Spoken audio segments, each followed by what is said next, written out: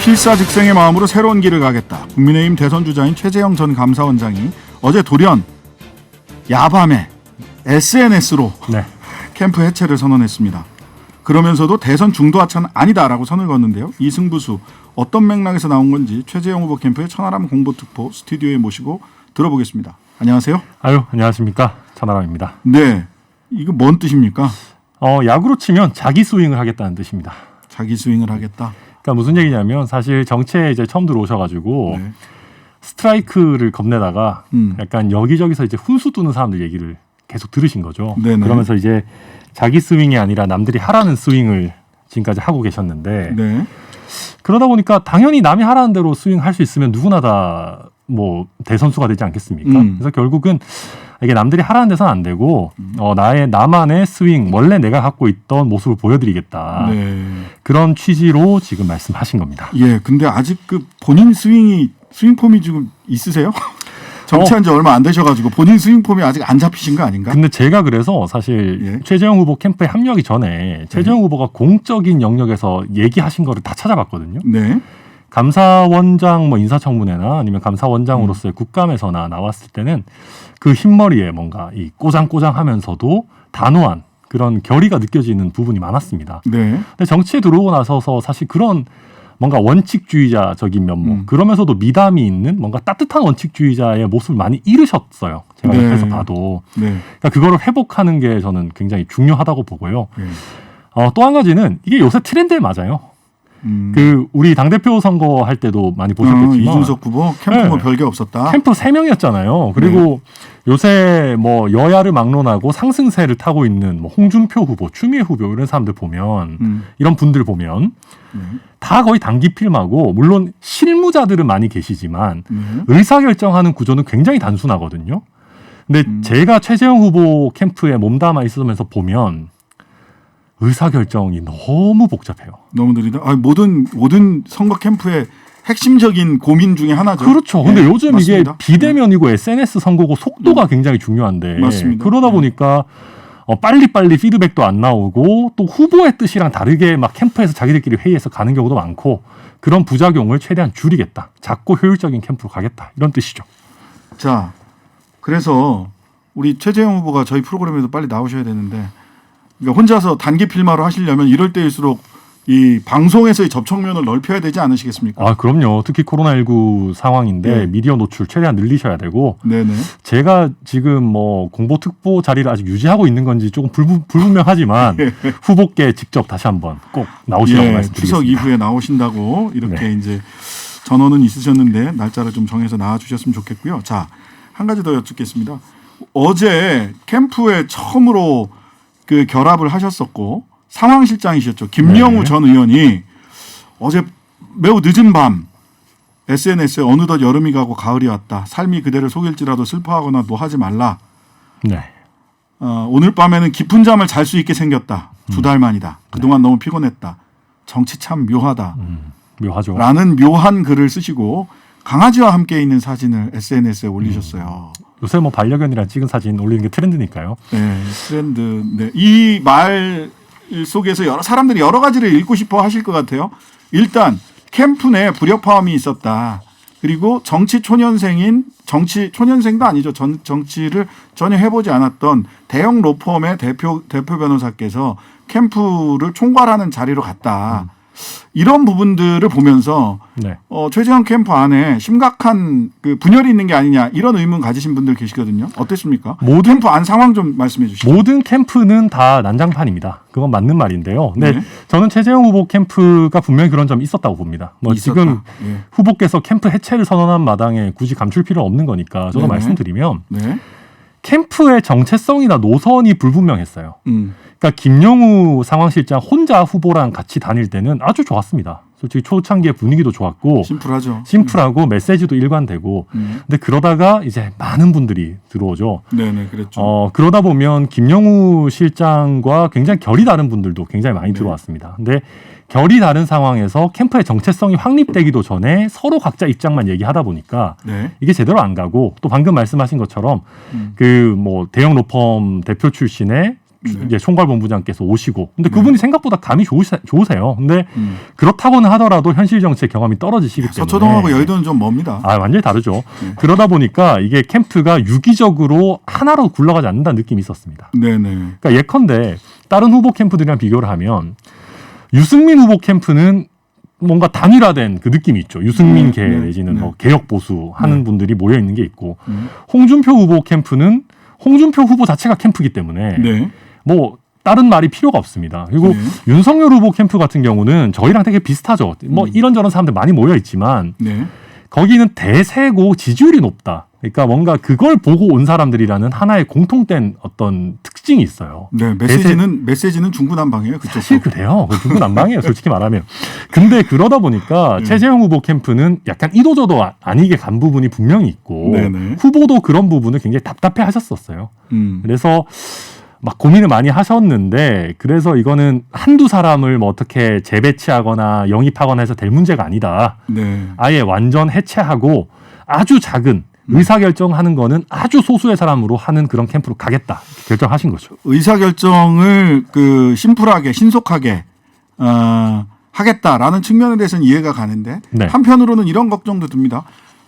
최재형 후보께서는 각종 국민 면접에서도 그랬고 처음 출마 선언하실 때도 그랬고 아직 내가 준비가 안 돼서 조금 더 공부하고 조금 더 조사하고 조금 더 연구해서 대안을 말씀드리겠다, 의견을 말씀드리겠다 하는 게 처음 출마 선언 때도 그랬고 그다음에 며칠 전에 있었던 소위 국민 시그널인가요? 면접에서도 그런 발언을 하셨거든요. 즉 정책적 준비의 측면에서는 혼자서 다 할 수가 없어요. 이건 누구도 다 못하기 때문에 캠프의 뒷받침이 필요한 것으로 보이는데, 캠프를 해체하면 어디서 공부를 해갖고 어떻게 구체적 대안을 마련을 해갖고 오시겠다는 건지 이 부분 어떻게 해결하실 작정이세요? 사실 그래서 뭐 정책적인 자문이나 뭐 이런 스터디나 아이디어는 계속 받으실 생각이에요. 근데 이제 그 정책적인 거를 가지고 소화해내고 어떤 방향으로 메시지를 낼 거냐라는 거는 후보가 좀 더 주체적으로 결정하겠다라는 얘기고요. 그리고 뭐 공부하겠다, 검토하겠다라는 부분, 뭐 물론 말씀하신 부분들이 있습니다. 근데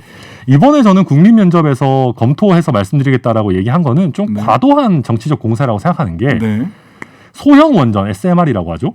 그거 어디다가 설치할 거예요? 그거 어디다가 설치하냐 물어봤는데 그 자리에서 바로 뭐 구리랑 의정부에 설치하겠습니다라고 할 수는 없는 거거든요. 이렇게 그럴 수는 없잖아요. 그러니까 그거는 말 그대로 전문가들이랑 검토를 해서 설치하겠다라는 게 뭐 모범 답안인 거고요. 다만 방금 말씀하신 거 관련해서도 후보께서 요즘 세상에 공부하려고만 하면 꼭 캠프에 상주하지 않더라도 전문가들 직접 찾아다니면서 만나도 됩니다. 근데 대선 정책이 그렇게 해서 나올 수 있을까요? 국회의원 선거도 아니고. 그래서 본인이 원래 갖고 있는 컨텐츠들 위주로 더 얘기를 해야죠. 저는 사실은 지금까지도 보면 캠프가 갖다 주는 얘기를 후보가 하는 모양새였거든요. 그게 아니라 후보 본인이 내가 대통령이 돼서 뭘 우리나라를 어떻게 바꾸고 싶은지에 대한 스스로 이미 갖고 있는 컨텐츠를 꺼내놔야 되는 시점이라고 생각하고 있습니다. 저도.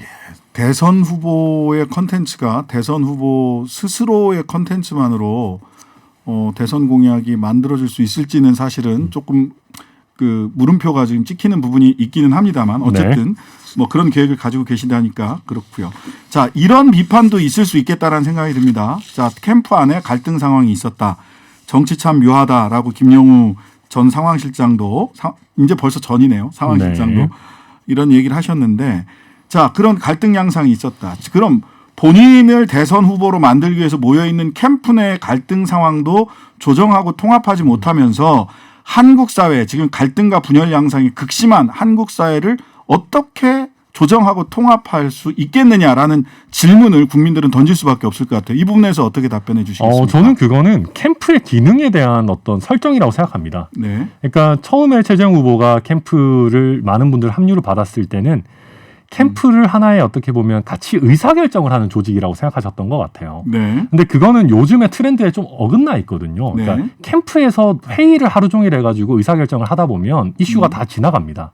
그거를 이제 알게 되신 거죠. 그래서 캠프를 의사결정을 하는 조직이 아니라 어느 정도 의사결정하는 조직은 아주 심플하게 가져가고 실행하는 조직으로 만들겠다라는 어떤 캠프의 목적과 구성에 대한 변환이기 때문에 이게 뭐 조율을 못해서 이런 건 아니고요. 사실 저희가 지금 이제 해체를 하셨으니까 얘기를 하는 거지 최재형 후보 캠프가 뭐 갈등이 그렇게 극심했다거나 뭐 다른 후보 캠프에 비해서 유독 뭐 별난 일이 있었다거나 그런 건 전혀 아니었습니다. 자, 오늘 8위로 8위까지는 전부 다 1차 그 컷오프가 결정이 됐고 네. 8명이 결정이 됐고요. 이제 뭐 한 달도 안 남았죠. 네. 2차 4명으로 압축되는. 자, 초기에 최재형 후보가 출마를 선언했을 때 4명 컷오프 안에는 당연히 들어갈 거다. 그렇죠. 몇 위로 올라갈 거냐. 이게 관심사였다면 지금은 객관적으로 보자면 객관적 수치를 놓고 보자면 4위 컷오프에 들어갈 수 있을 거냐. 네. 원희룡 후보나 뭐 다른 후보들이 오히려 뒤통수까지 와 있는 거 아니냐. 이렇게 이제 표현을 하시는 분들도 계세요. 네. 아니면 오히려 앞서 있다 원 후보가 이렇게 얘기하시기도 하는데 자 4위 컷오프에 들어갈 수 있는 캠프까지 해체한 마당에 네. 어떤 보관을 가지고 계십니까? 대단한 보관이라기보다요. 네. 최재형 후보가 원래 국민들의 기대를 받던 부분을 살려야 되겠죠. 네. 그러니까 기성 정치에 물들지 않고 출마 선언 때도 얘기했고 감사원장을 하면서도 그런 모습 보여주셨지만 네. 정말 흰 것은 희고 검은 것은 검다고 얘기하는 그 결기를 다시 발휘해야 되는 시점이고요. 네네. 그 결기를 발휘하는 시작점이 저는 캠프 해체라고 봅니다. 네. 예, 그래서 저는 많은 국민들께서 감사원장일 때 보여줬던 그 모습을 다시 되살리기만 한다면 저는 뭐 충분히 사회 안에는 들어갈 수 있다라고 보고 있습니다. 감사원장이 아니라서 감사원장 때의 모습을 보이기가 쉽지 않은 거 아닌가요? 쉽지는 않죠. 쉽지는 않은데 근데 대통령이 된다는 것 그리고 네. 제1야당의 대선 후보가 된다는 게 쉬운 일은 아니잖아요. 네.